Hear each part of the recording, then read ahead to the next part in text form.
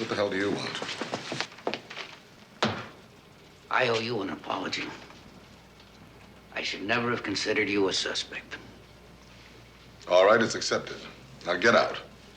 I'm here to arrest your son for the murder of Professor Nicholson. Well, that's a damn poor joke, Lieutenant. It's not a joke. You don't say a word. That's very good advice. It can be used against you. I'd like to say something, Lieutenant. You know, you have a very transparent mind, which in no way implies clear thinking. You're assuming that my son's admission that he stole Professor Finch's theory provides him with a motive for murdering Nicholson, who could have exposed him, right? That's right, sir. I did make that assumption. That's all it is, an assumption. You can't prove a thing. Oh, I can prove it. I can prove a lot of things. I don't need that motive. He had another motive, a less complicated motive. Give me that report. One of the oldest motives we get down in homicide. What the devil are you driving at? Woman married to a man twice her age. And a young lover. That's a lie! Neil, don't let him entrap you. I don't have to entrap him. I got plenty of evidence. You can't have. By your own admission, you canceled your 8 o'clock flight and you came here to talk to Margaret Nicholson. Yeah, that's right. You left her at 10 minutes to 8. You were here on the grounds of the Institute, and the murder took place between 8 and 9. You drove car number 8? I think so. Don't think, son. Give me that log. Car number 8. Signed out to Neil Cahill. I had the tires removed from car number 8 and run through our lab. In the tread of one of those tires were some grains of impacted tobacco. Give me that tobacco. This is the same tobacco that Professor Nicholson imported from England. This is the same tobacco that he used in his pipe. The same pipe that was crushed in his driveway by the car that killed him. The same car that you signed out for, the car that you were driving. This is a frame-up. I'm not finished. Mr. Whitehead. Where are you employed, Mr. Whitehead? At the Shangri-La Motel in Palm Springs. Do you recognize anybody in this room? That gentleman and the lady that left a minute ago. I've never seen you before in my life. Where have you seen this gentleman and that lady before, Mr. Whitehead? At the motel, sir. On the weekends for the last few months. They check in as man and wife. You fool. Dad, I swear to you, that man is lying! Arrest him and book him. Thank you very much, Mr. Whitehead. Advise him of his rights in the car on the way down.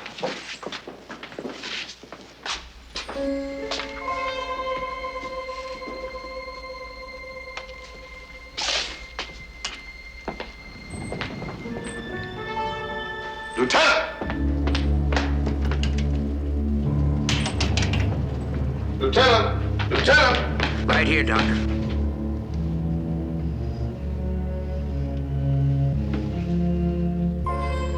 All right, Lieutenant. You win. I did it. Did you, Doctor? I don't know whether or not you'd really hang this on Neil, but you're a strange man. It was a bluff I couldn't afford to call. How'd you know?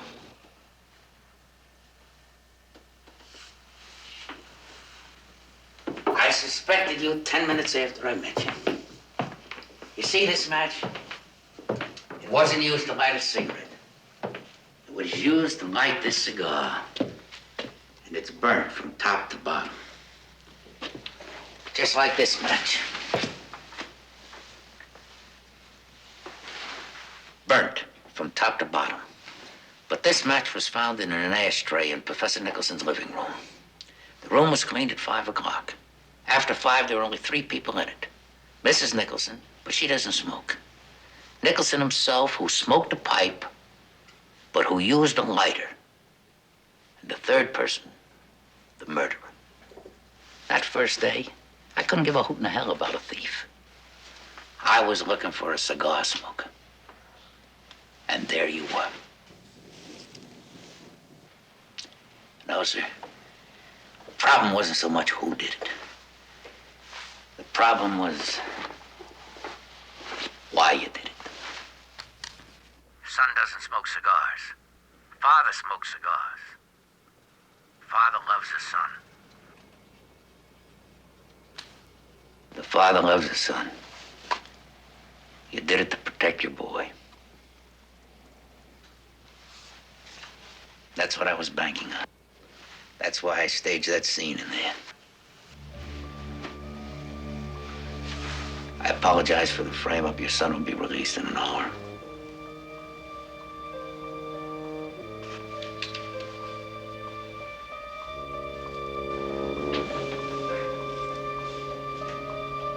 I figured out how Eddie King got in here that night.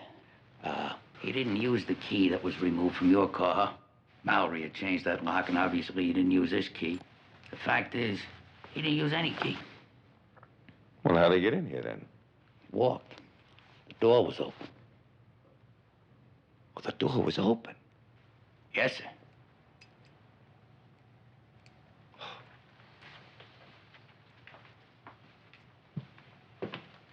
You see, the air conditioner had broken down. That's why that window was open. You can actually hear the street noises on the tape. But you know, an open window on a muggy night's not much help. So I think Mr. Mallory must have opened that door. That created a nice cross breeze here. Now, when Mr. Kane arrived, well, the door was open. He just walked in. Mr. Mallory must have turned around and he shot him. All right. If that is true, and it sounds conceivable enough to me, but I don't see how that changes anything. About what, sir? About what happened. Now, look, Columbo, I have had you up to here. And frankly, I'm not interested in locks and keys and open doors and air conditioners and how he got in here. What the hell difference does it make how he got in here? The fact is that some crackpot war veteran came in here, shot and killed Alan Mallory, and then frames me out of some insane belief that Alan and I stole his lousy little story. Now, that's all I know. And that's all I'm interested in.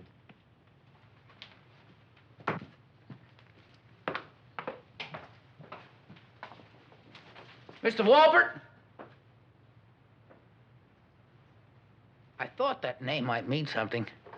Let's see if we're talking about the same Mr. Walbert.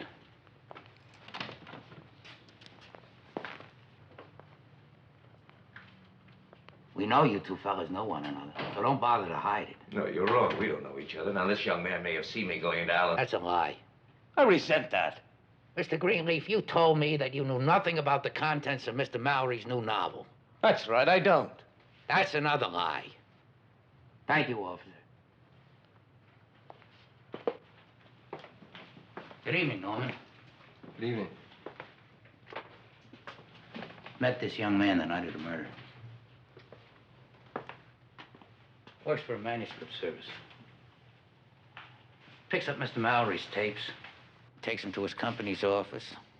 The next day, the typist transcribes the tapes. Then he returns the tapes and the typed pages, except for the extra copy, which he passed to you. Now, that's nothing but assumption. It's pure speculation. I've checked your bank accounts. You made 5 monthly cash deposits of $1,000 each. Now, a court might want to know where you got that money on your salary. Now, you look at me. You don't have to say anything.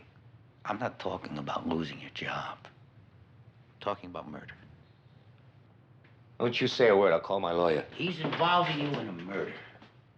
Was that part of the deal? Look, I did get a set of the pages to Mr. Greenleaf, but I'm not involved in any murder. I don't know a thing about a murder. I believe you. Go on home now. We'll get your statement later. Thank you. Go on. All right, Columbo. So he testifies that he gave me those papers. What's that mean? It means you knew everything that Mallory was writing, day by day, including the ending. And even if I knew the ending, that still doesn't mean that I was the one who murdered the man. For $100,000, you don't kill off Rock Hudson.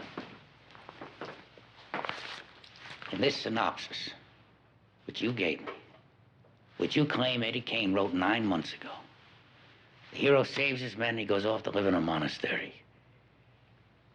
I hate to tell you this, sir, but There is no way that Eddie Kane could have had that idea. It wasn't even Alan Mallory's. It was given to him by his agent, Miss McCrae. And for the life of me, I cannot figure out how Eddie Kane could have written an ending 9 months ago that was only invented last week.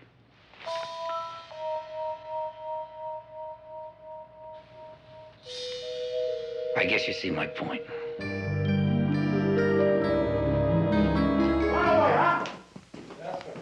Sir?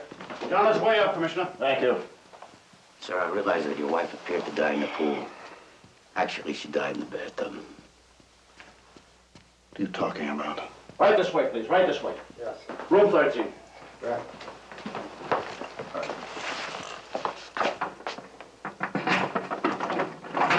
It was the water in her lungs, sir.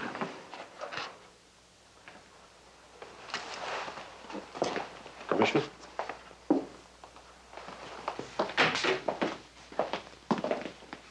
The water in her lungs. There were traces of soap. Duffy, check that bathroom. You, get the kitchen. You see, sir? As soon as I saw the body, I knew right away something was wrong. You did, huh? Check behind that stove. Get under the sink there. I knew something was wrong because of her outfit. What she was wearing, the tear in her dress. You see, I had to ask myself the question, why does a woman go to an important testimonial dinner knowing that a sleeve is torn? Got a whole closet full of nice clothes. So the one thing that I knew, she was not on her way to the dinner when she was drowned. So now it follows. She must have been drowned earlier. Now I find out about the soap. That places it in the bathtub. You see, a couple of hours before her body was dropped into the pool, somebody drowned her, and somebody dressed her. The medical examiner's report set the time of death at 7:30, Columbo. Yes, sir. But that was based on your eyewitness testimony. Now, I spoke to him. He said it could just as easily have happened a couple of hours earlier. All right, suppose she did die in the bathtub. So Jessup surprised her and killed her. He dressed the body and threw it in the pool to make it look accidental. So No, sir, that's not possible. hit that radio. You know why? You see, the bathroom, the bathtub, the faucet itself, everything was bone dry, including the towels. Not even slightly moist. That was the first thing I checked, sir. No, she had to have drowned before 6, maybe even before 5. Otherwise, it wouldn't have been that dry. Long before Jessup got there. As a matter of fact, just about the time that you came home for supper.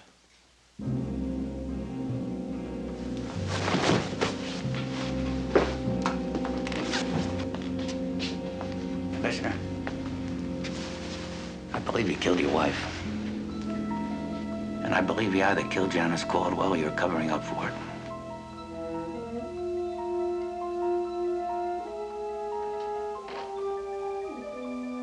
You just lost your badge, my friend. Come on, keep digging. Yes, sir. At first, I thought Mr. Caldwell was responsible.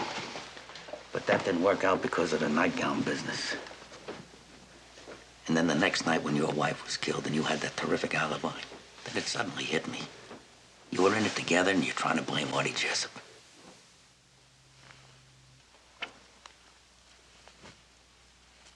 And the truth is that Jessup was nowhere near either house either night. Commissioner. He wasn't, huh? All right, how do you explain these? Janice Caldwell's jewels. I can explain it. You took them from the Caldwell house, you hid them, and today you planted them here to incriminate Mr. Jessup. You're crazy. You can't prove anything like that. Sergeant Randall? Here, sir.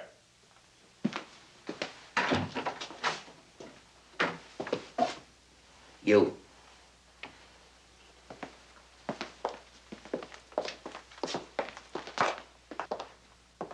Commissioner Halpin says he found those jewels under your mattress. That's crazy. You're a liar. Hey, I don't even live here. What? I can verify that.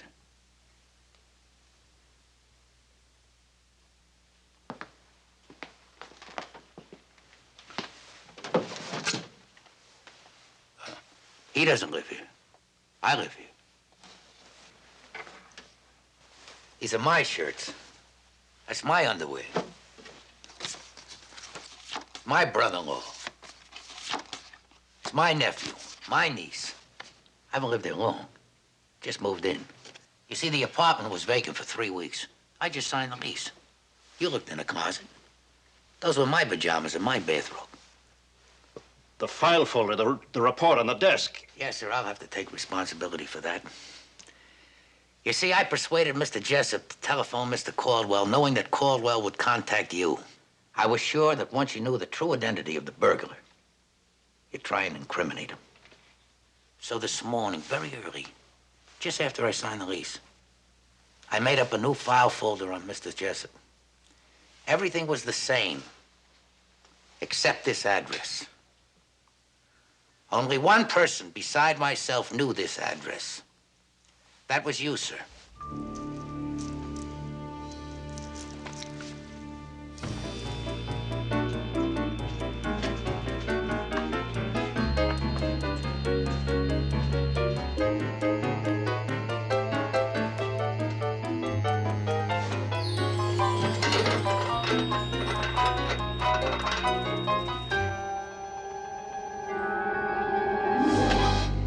Finally got some hard evidence. What is that, Doctor?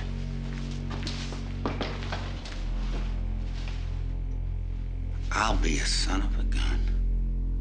A calibration converter. You have the key to that case?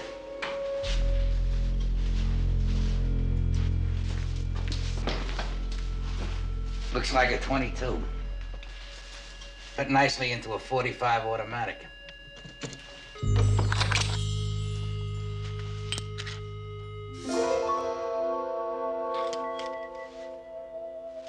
That's why the barrel and the chambers were clean when ballistics checked out the gun.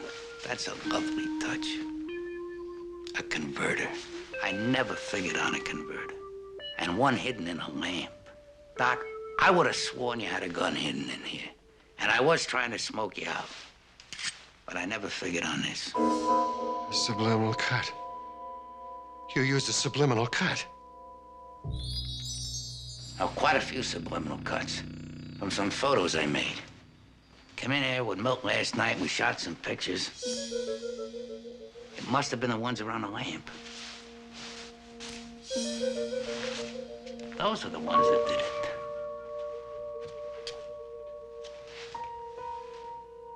Maybe it was that fella. Let me see, may I?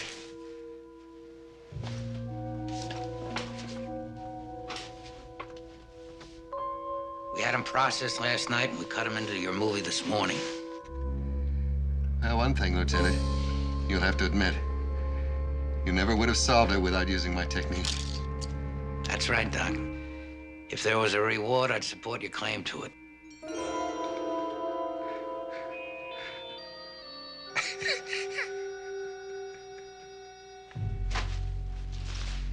Officer.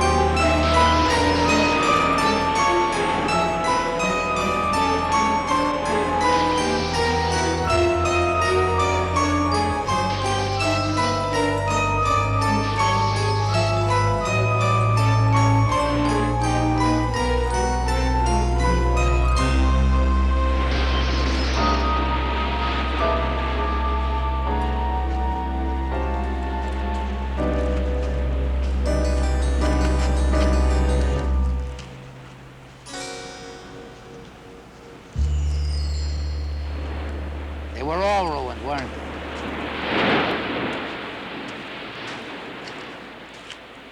Well, these are just some inferior wines. I was trying to... Chateau de Sceaux, 1938, inferior. Well, a great label doesn't always denote a great wine, you know. Thursday the 20th. That's what did it, sir.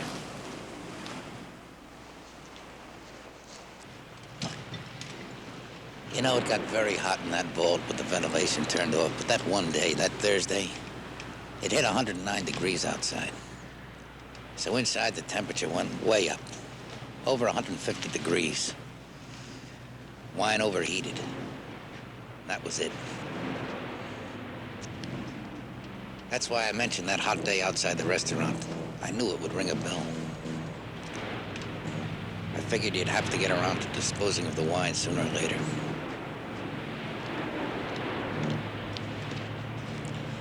It must be killing you to throw all this stuff away. Yeah, you've no idea. It's like...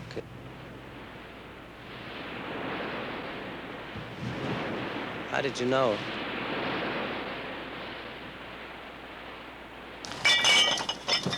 How did I know? Well, sir, you mind if I smoke? Oh, no. I did a terrible thing, sir. You remember that day when we were in the vault and I kept saying if somebody got locked in here, there would be no way for them to get out? And in order to prove me wrong, you closed the door and you left me in there alone? Well, I took that opportunity to steal a bottle of port. Your port. Ferrier Vintage Port. 1945. That's right, sir. That bottle of wine in the restaurant, that was your wine. See, the wine steward was in on it, and you did the rest.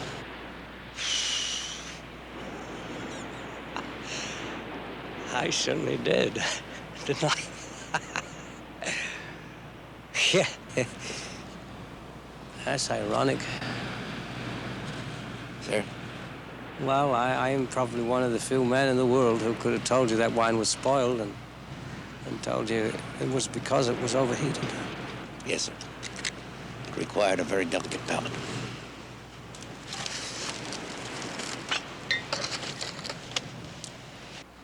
$109 degrees? Is that some kind of a record for that day in the year?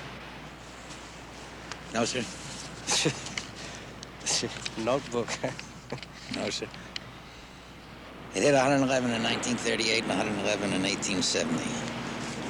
The Weather Bureau doesn't keep records before then. That's a pity. I would have liked it to be a record. Shall we go? We'll take my car, sir. It's parked right around the corner. I'll send somebody to pick up yours.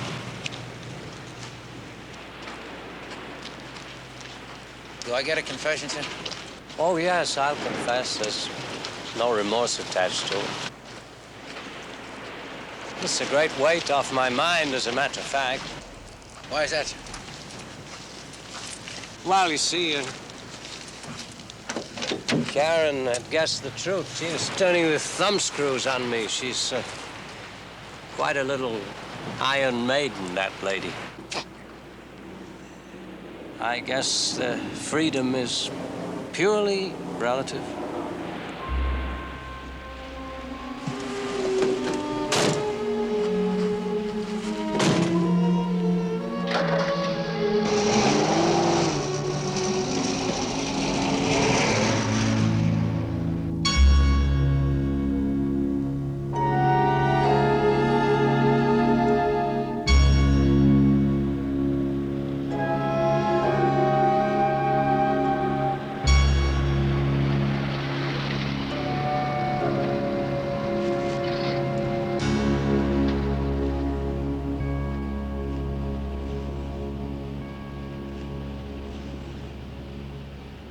Who's going to look after all this? The grapes and plant? It'll go on, sir. It's the only place in my entire life where I was ever really happy. I took the liberty of bringing along a surprise. Huh?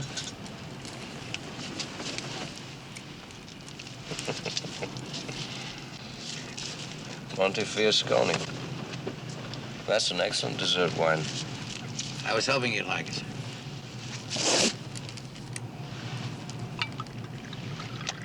And very suitable for the final course. You've learned very well, Lieutenant. Thank you, sir. That's the nicest thing anybody's ever said to me.